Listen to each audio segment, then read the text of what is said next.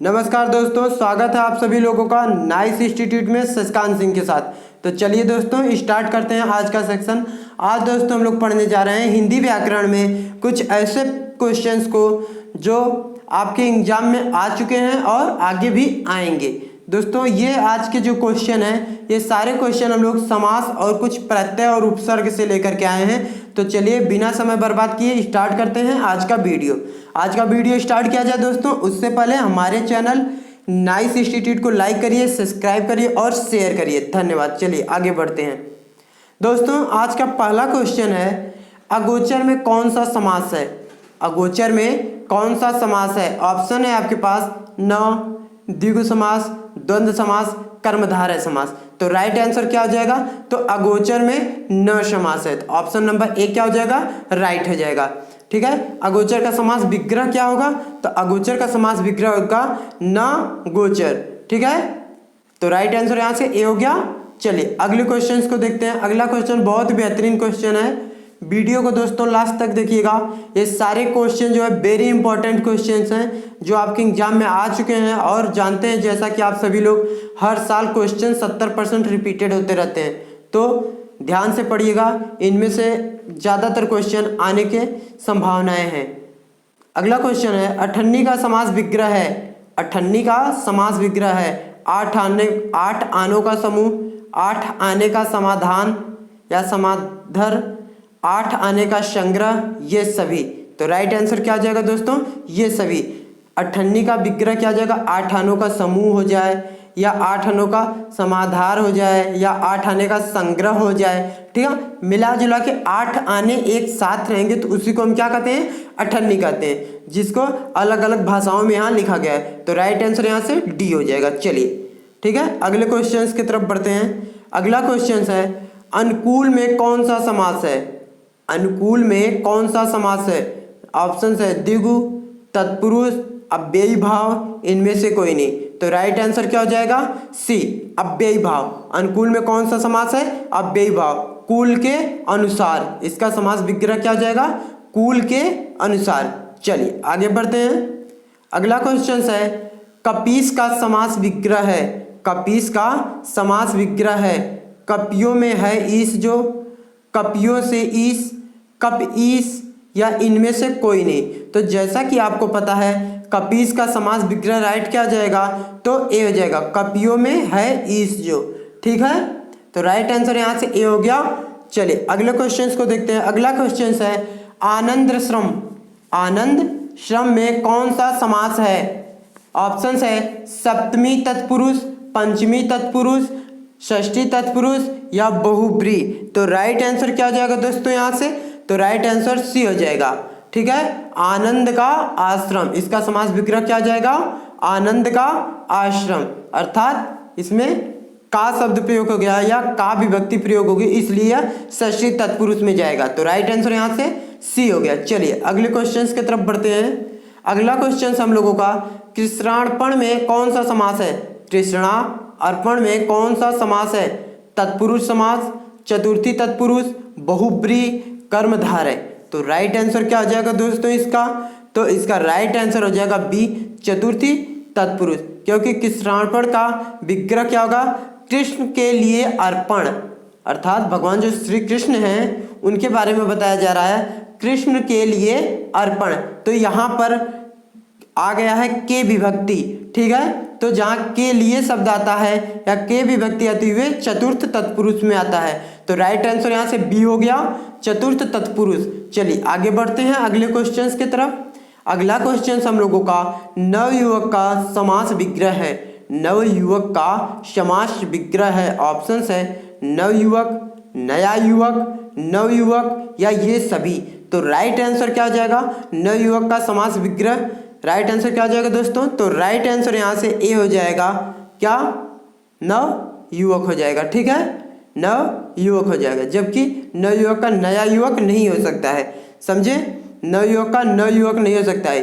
तो ये सभी ना होकर के क्या हो जाएगा? तो यहाँ से क्वेश्चन नंबर ए राइट हो जाएगा। यह कौन सा समास है? तो ये कर्मधारय समास है। ठीक है। नवयुवक कौन सा समास है? कर्मधारय। अगला क्वेश्चन देखिएगा, विशेष और विशेषण के योग से कौन सा समास बनता है? यहाँ पर देखिए थोड़ा सा टाइपिंग में मिस्टेक हो गया है, विशेषण और विशेष के योग यहाँ से रहेगा, योग से कौन सा समास बनता है, योग से कौन सा समास बनता है। ऑप्शंस हैं आपके पास द्विगु समास, द्वंद्व समास, कर्मधारय समास, तत्पुरुष समास। तो राइट आंसर क्या हो जाएगा दोस्तों, तो राइट आंसर हो जाएगा सी, कर्मधारय। विशेषण और विशेष के योग से कर्मधारय समास बनता है, तो राइट आंसर सी हो गया यहाँ से। चलिए अगले क्वेश्चन की तरफ बढ़ते हैं। अगला क्वेश्चन है हम लोगों का, किसमें सही समासिक पद है। ये जो विकल्प आपको दिए गए हैं ABCD, इन सभी वाक्यों में से या इन सभी शब्दों में कौन सा ऐसा समासिक शब्द है जिसमें सही समासिक पद जुड़ा हुआ है। ऑप्शंस हैं पुरुष, धन्वी, द्विवारात्रि, त्रिलोकी, मंत्रिपरिषद। तो राइट आंसर क्या हो जाएगा इसका, तो राइट आंसर हो जाएगा दोस्तों यहाँ से बी, द्विवारात्रि।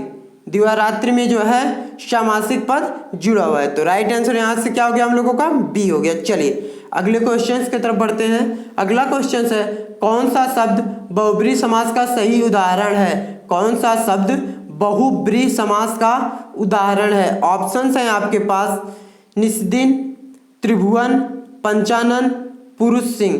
तो राइट आंसर क्या हो जाएगा इसका, तो राइट आंसर हो जाएगा सी, पंचानन।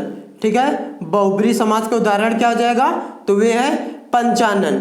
ठीक है, चलिए अगले क्वेश्चन की तरफ बढ़ते हैं। अगला क्वेश्चन है, चंद्रमौली में कौन सा समास है। चंद्रमौली में कौन सा समास है। ऑप्शंस है आपके पास द्विगु, द्वंद्व, बहुब्रीहि, कर्मधारय। तो चंद्रमौली में कौन सा समास है, तो बहुब्रीहि समास हो जाएगा। कौन सा, बहुब्रीहि। इसका समास विग्रह क्या हो जाएगा, तो चंद्रमा है मौल पर जिसके, या चंद्रमा को धारण करने वाला, या चंद्रमा को मौल मतलब सर पे धारण करने वाला, अर्थात कौन, भगवान शिव। तो जब हमें किसी भी समास में किसी तीसरे की बात की जाती है तो वहां कौन सा समास होता है, तो बहुब्रीहि समास होता है। तो राइट आंसर यहाँ से सी हो गया। चलिए अगले क्वेश्चन की तरफ बढ़ते हैं। अगला क्वेश्चन है, दानवीर में समास है। दानवीर में समास है। ऑप्शन है आपके पास बहुब्रीहि, कर्मधारय, सप्तमी, तत्पुरुष या तत्पुरुष। तो दानवीर में कौन सा समास है, तो इसका समास विग्रह हो जाएगा दान में वीर, दान में वीर। तो यहाँ पर क्या हो गया, में विभक्ति लग गई। ठीक है, तो आपको पता है जैसे रूप चलता है ना विभक्ति चिन्ह, कर्ता ने कर्म, कर्ता ने कर्म को करण, संप्रदाय, अपादान, इस तरह से। तो ऐसे यहाँ पे कौन सी विभक्ति आ गई इसके विग्रह में, दान में वीर, अर्थात दान देने में जो व्यक्ति वीर है उसकी बातें की जा रही है। ठीक है, तो में विभक्ति आ गई, तो कौन सा विकल्प सही हो जाएगा यहाँ से, सी। तो सप्तमी विभक्ति आई, तो इसलिए सप्तमी तत्पुरुष यहाँ पर काम करेगा। तो राइट आंसर यहाँ से सी हो गया। चलिए अगले क्वेश्चन की तरफ बढ़ते हैं। अगला क्वेश्चन हम लोगों का, जलज में समास है। जलज में कौन सा समास है, तो जलज में समास हो जाएगा आप लोगों का, ऑप्शंस है कर्मधारय, तत्पुरुष, बहुब्रीहि या अव्ययी भाव। तो जलज का समास क्या हो जाएगा दोस्तों, तो जलज का समास बहुब्रीहि हो जाएगा। इसका विग्रह क्या हो जाएगा, जल में उत्पन्न होता है जो, अर्थात शिव। जल में उत्पन्न होता है वह, तो कौन जल में से उत्पन्न होता है या जल में से कौन निकलता है, तो वे हैं शिव जी। आई बात समझ में, क्योंकि जो रुद्र होते हैं वे कहाँ होते हैं, वे जल में पाए जाते हैं। तो राइट आंसर यहाँ से क्या हो गया, सी हो गया, बहुब्रीहि। चलिए अगले क्वेश्चन को देखते हैं। अगला क्वेश्चन है हम लोगों का, एक सेकेंड, हाँ आ गया यहाँ पर, जलद। जलद में समास है। जलद में कौन सा समास है, द्विगु, द्वंद्व, कर्मधारय या बहुब्रीहि। तो जलद में कौन सा समास हो जाएगा दोस्तों, तो बहुब्रीहि। जिस प्रकार इसके पहले वाले क्वेश्चन में बहुब्रीहि था, उसी प्रकार इस क्वेश्चन में भी क्या हो जाएगा, बहुब्रीहि। ठीक है, और जलद का विग्रह क्या हो जाएगा, जल देता है जो, वह अर्थात कौन, बादल। जल कौन देता है, तो बादल हमको जल देता है। तो जलद में विग्रह हो जाएगा, या जलद का समास विग्रह क्या होगा, जल देता है जो, अर्थात बादल। कौन सा समास हो गया, बहुब्रीहि समास। चलिए आगे बढ़ते हैं अगले क्वेश्चन की तरफ। ठाकुर सुहाती में समास है। ठाकुर, यहाँ पे देख लीजिएगा थोड़ा सा मिस्टेक हो गई, यहाँ ठाकुर नहीं ठाकुर होगा, ठ पे आ की मात्रा रहेगी। ठीक है, ठाकुर सुहाती में समास है। तो ठाकुर सुहाती में कौन सा समास है, ऑप्शन है आपके पास बहुब्रीहि, कर्मधारय, चतुर्थ तत्पुरुष इनमें से कोई नहीं। तो राइट आंसर क्या हो जाएगा इसका? सी, चतुर्थ तत्पुरुष। ठाकुर सुहाती का समास विग्रह क्या जगह? तो इसका समास विग्रह हो जाएगा ठाकुर के लिए रुचिकर या ठाकुर के लिए मनोरंजन। तो यहाँ के लिए का प्रयोग किया गया, इसलिए चतुर्थी तत्पुरुष होगा। तो यहाँ पर राइट आंसर सी हो गया। चलिए अगले क्वेश्चंस को देखते हैं। अगला क्वेश्चन है हम लोगों का, उपसर्ग किसे कहते हैं? उपसर्ग किसे कहते हैं? ऑप्शंस है किसी शब्द के समीप आकर नया शब्द बनाना, किसी शब्द के समीप आकर जुड़ जाना, किसी शब्द का अर्थ परिवर्तन करना, इनमें से सभी। तो राइट आंसर क्या हो जाएगा दोस्तों? तो राइट आंसर ए हो जाएगा, किसी शब्द के समीप आकर नया शब्द बनाना। जैसे कोई शब्द है तो उसके समीप अगर कोई शब्द आके जुड़ जा रहा है और वह नया शब्द बना दे रहा है तो वह क्या कहलाएगा? उपसर्ग कहलाता है। तो राइट आंसर यहाँ से क्या हो जाएगा? ए हो जाएगा। चलिए आगे बढ़ते हैं। अगला क्वेश्चन हम लोगों का, प्रत्यय कहते हैं। प्रत्यय किसे कहते हैं? शब्द के पीछे जुड़ने वाले शब्दों को, शब्द के पीछे जुड़कर उसके अर्थ को परिवर्तित करना, शब्द के पीछे जुड़कर उसका कोई अर्थ नहीं होता, या इनमें से कोई नहीं। तो राइट आंसर क्या हो जाएगा दोस्तों यहाँ पर? तो 17 का राइट आंसर हो जाएगा डी, इनमें से, सॉरी इनमें से कोई नहीं मैंने बोला, यहाँ पर इनमें से सभी दिया। तो राइट आंसर डी हो गया। ठीक है, तो प्रत्यय क्या होते हैं? तो प्रत्यय वे होते हैं जो किसी शब्द के पीछे आकर के लग जाते हैं और उस शब्द का अर्थ परिवर्तित कर देते हैं, अर्थात इनमें से सभी। ठीक है, चलिए अगले क्वेश्चंस की तरफ बढ़ते हैं। अगला क्वेश्चन है, हिंदी प्रत्यय को कितने भागों में बांटा गया है? हिंदी में जो प्रत्यय है उसको कितने भागों में बांटा गया है? 2 भागों में, 4 भागों में, 6 भागों में, 8 भागों में। तो राइट आंसर क्या आ जाएगा दोस्तों यहाँ से? तो राइट आंसर यहाँ से हम लोगों का बी हो जाएगा, 4 भागों में। हिंदी प्रत्यय को कितने भागों में बांटा गया है? 4 भागों में। चलिए अगले क्वेश्चन की तरफ बढ़ते हैं। अगला क्वेश्चन है हम लोगों का, सावधानी शब्द में प्रत्यय है। सावधानी शब्द में प्रत्यय है। सावधानी शब्द में कौन सा प्रत्यय है? तो राइट आंसर इसका क्या हो जाएगा? तो राइट आंसर इसका हो जाएगा दोस्तों ए, ई प्रत्यय, सावधानी। तो लास्ट में कौन सा वाक्य जुड़ा है?